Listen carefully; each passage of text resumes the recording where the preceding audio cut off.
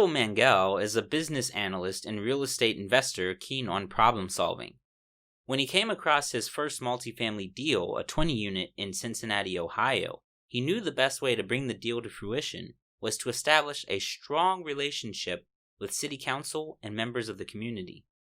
Heshel walks us through his first multifamily deal, the thought process and reasoning for going after affordable housing, and how building relationships with the city can help fund your deals. All right. Welcome back to another episode. Heshel Mangel, welcome to the show. Thank you. It's good to be here. I'm excited to have you on here. Before we hit the record button, we had a brief conversation. So really looking forward to you sharing your experience here with our listeners. So why don't we just go ahead and tell them who you are and a little bit about your background and how you got started in real estate. Sure. So I grew up, born and bred in Cincinnati, Ohio. Actually moved out of Cincinnati when I was quite young, moved to New York and continued my studies over there in New York. Didn't grow up in a particularly business-centric or definitely real estate-minded family or background. My dad is a rabbi of a synagogue here in Cincinnati, and kind of was taking that path through my studies in the beginning, and ended up studying as my major was in psychology and special ed, and thought that was really going to be my path where I was going to take my profession afterwards was in the special education field and the psychology field. Started in that path after I finished my studies, after I got my degree, and then got married. And as I started to have then to be responsible to a family now, kind of life perspective changed a little bit, and started to look for other opportunities as well where I can make a meaningful impact for my family in the immediate present as well as down the line. And that was my first real introduction to the business world in general, and then more specifically in the real estate industry. So that's a bit about my background, how I got into it. And it was really a friend of mine who had come over one day from out of town, and I invited him over to my house in Brooklyn. And he just started talking about what he's into and what he was doing. And he was involved in real estate, in the investment side of it.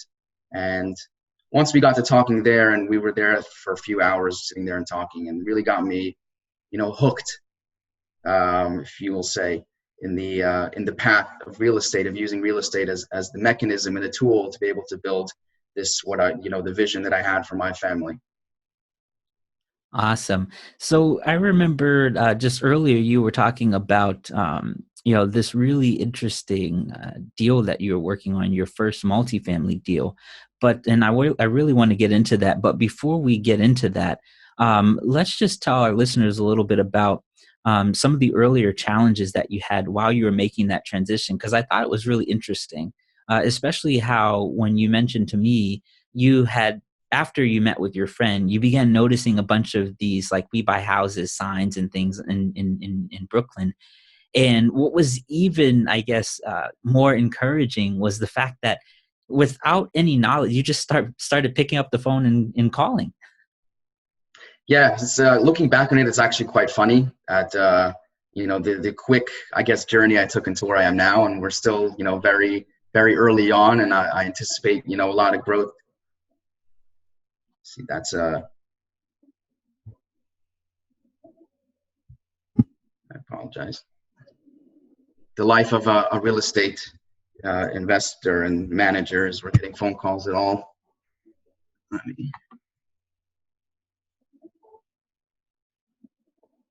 Do you hear that? Barely. I can hear you clearly though. Okay. I'm sorry about that. No, it's okay. So looking back on it, it's quite funny that, where the path I've taken until now, and, still very excited for what the future will bring very early on here. But yeah, so the first, when I started to, again, I knew nothing. My background in real estate was really absolutely nothing. I had no idea the first step to take. At the time, again, I was a teacher or a tutor in a school that was focused towards children with learning disabilities. So I had about a 10-15 minute walk to school every day. And all of a sudden, when I got this real estate in my head, I started for the first time to notice signs on people's yards and on lampposts and utility poles, we buy houses, or, cash for homes, or, even for sale signs. Not knowing what steps to take and what to do, I just started to jot down those numbers, take pictures with my phone of those signs. And during lunch break or after school, just start to call those numbers. And that was really my first step into, an actionable step in the real estate world, was just calling those numbers, talking to the people who wanted to buy houses, or talking to people that were looking to sell their houses, and seeing what type of information I can get from them that would help me in my journey. I mean, I hoped maybe to put together a buyer and a seller. Never actually did. But that was my first, actionable step, besides for just, reading blog posts and listening to podcasts, of course, which my learning and my knowledge and education of it continues to grow.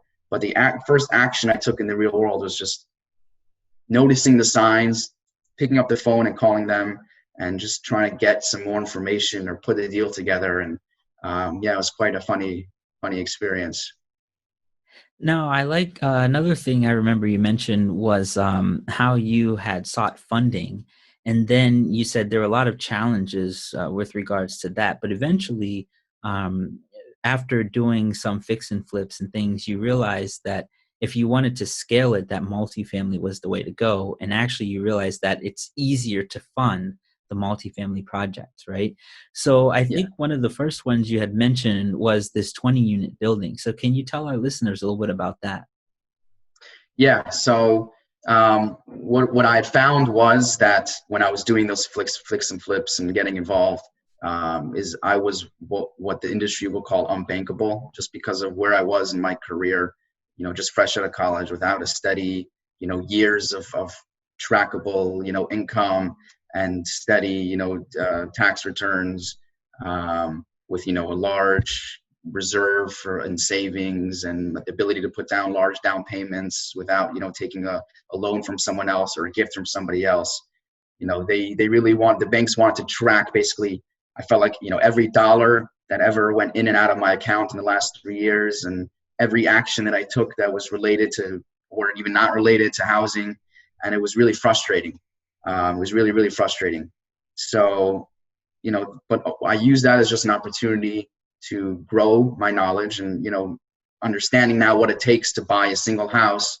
Okay, these are the challenges. How can I overcome them?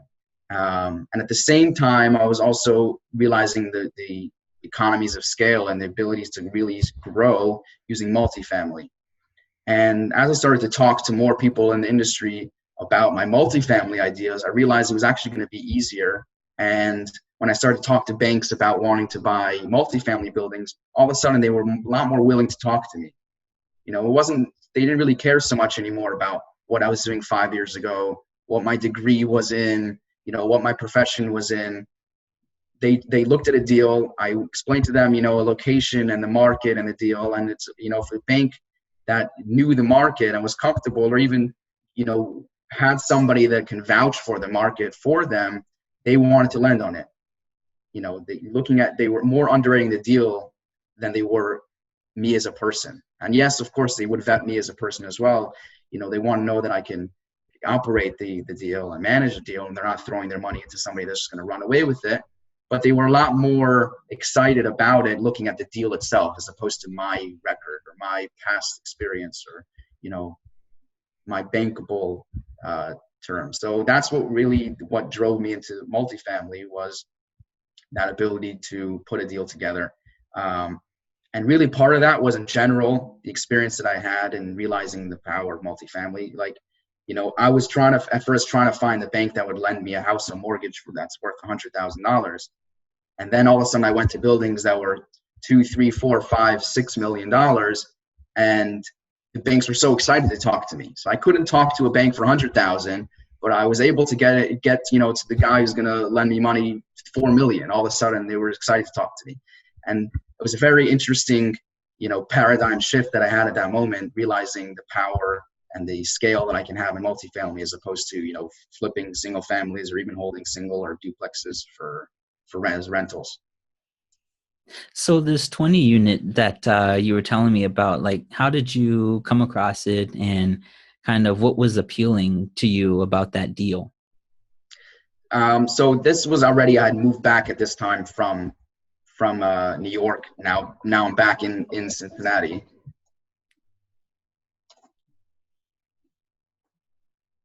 And getting to know the area and continuing to network with people, other folks. And really that was what drove, if I can say one thing for somebody who's just getting started, what should you really focus on was network. Like, that's really what I did as much as I can. I'm still doing it, to this day. Unfortunately, it's got a bit more difficult now with the COVID situation. We've had to do more, virtual networking, but really, what I try to do every single day, and I keep a log, I have goals of amount of people I want to meet per week, per month, and keep a log of everybody I meet, a blurb about what we spoke about, and just keeping track and following up with as many people as I can. And that's really what's led me to every opportunity I've had is just my persistence and continuing to network with people. And so in that process of meeting different brokers in the area, and also partnering with different people that have the access to capital, as well as, past experience in the industry. So they were located out in the Columbus area, but were wanting to come into the Cincinnati area. So it was really just kind of, as they say, what's luck is where, preparation meets opportunity. So it was, really being at the right time in the right place, driving around, seeing different properties, seeing a certain opportunity that was what they call off market. So it wasn't a property that was being advertised for sale by any particular, brokerage. But through my relationship that I've created with a broker, knowing the seller, and giving me the opportunity to come and take the opportunity to close. And at that point, really, so I was looking at it, it was a price point that it was almost so cheap that without really knowing how it might end up, we decided to just go for it. This was my first real opportunity to get into the multifamily space. We were able to get it at a price point that, it was low enough that I can afford myself mistakes to make in the field and in the operations of it, and still come out on top. So, and here was a broker finally giving me an opportunity to, to close on something and show that I can do it. So I just jumped in and did it. All right. And for this particular property, I remember you had mentioned that this is in the affordable housing type section, right? So can you tell our listeners a little bit about this, and kind of how, or basically your thoughts and ideas with regards to affordable housing? Yeah, so there's definitely a very big shortage of affordable housing throughout the states, and that's a problem that's well documented and many people are aware of. It's just as the years have progressed, the cost to build keeps getting more expensive.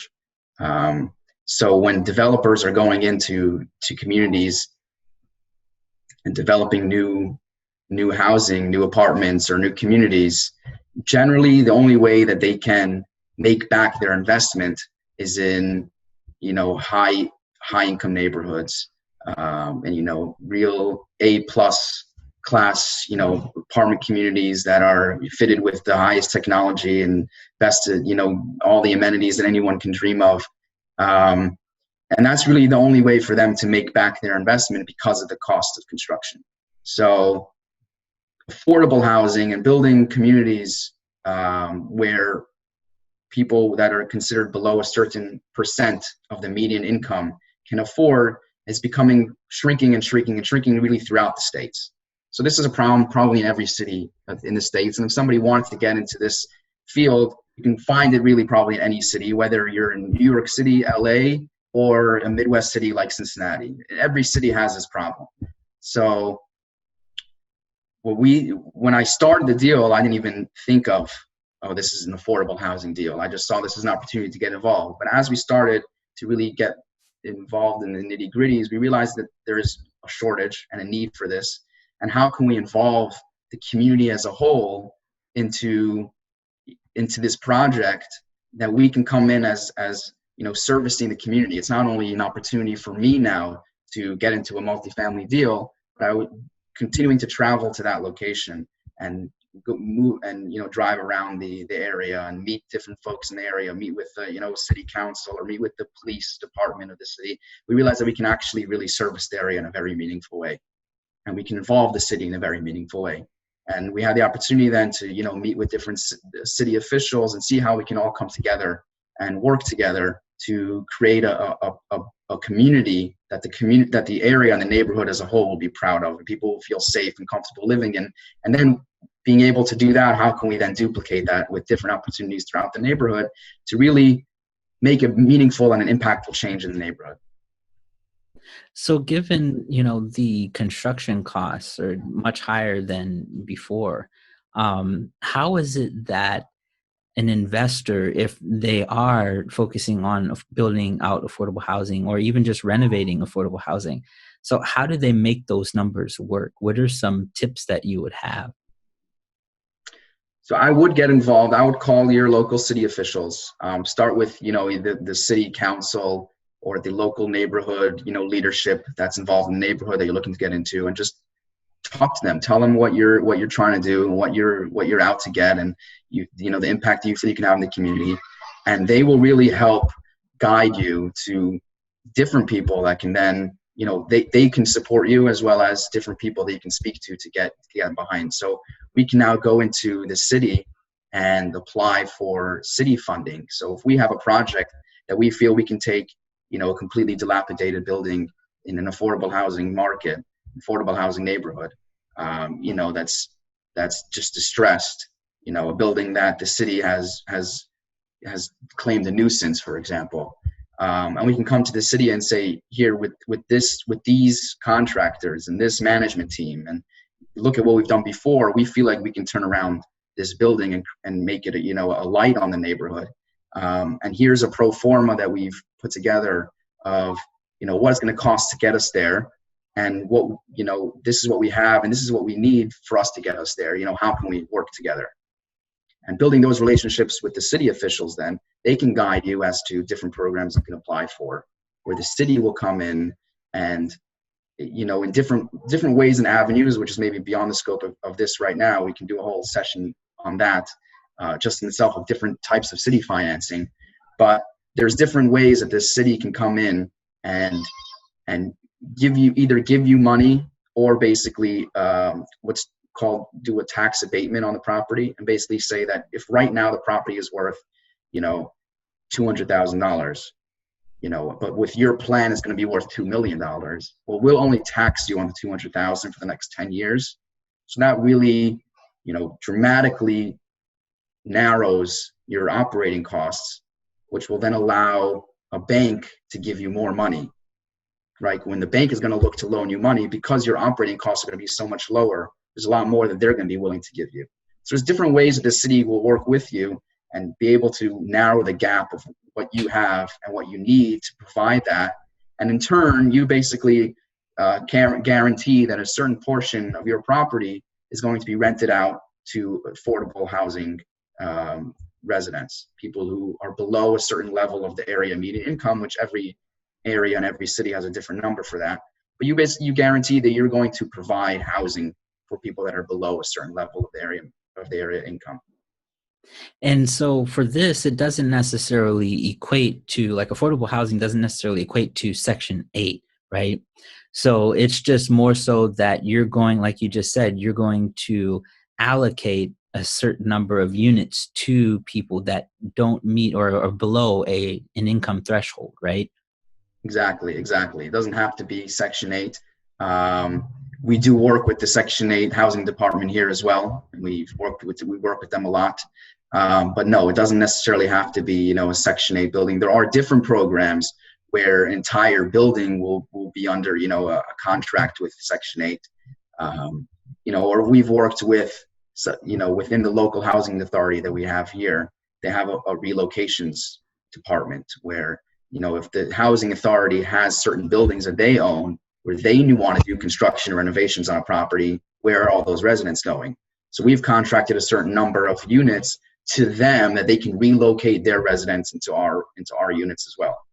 But no, it doesn't necessarily have to be, you know, a Section 8 property, or you're not limited to that organization. We work with few different organizations that help with housing and just with market renters as well. A person can come off, he's living in this neighborhood, he's making this amount of income, if it meets the criteria and he wants to rent a unit, he can rent that unit, she can rent that unit, and that's considered affordable housing.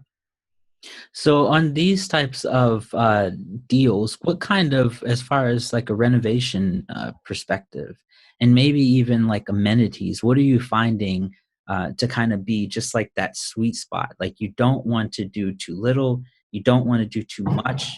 You know, what are you finding the sweet spot?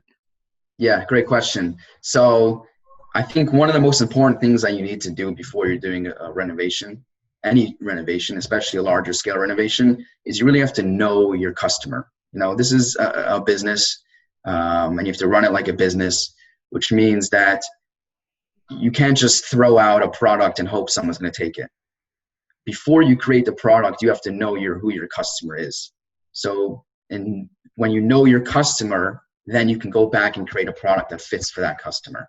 So when we go out and we you know, travel the neighborhood, we talk to people in the neighborhood, we talk to the local, you know, city council or the local neighborhood leadership, and we get to know our customers.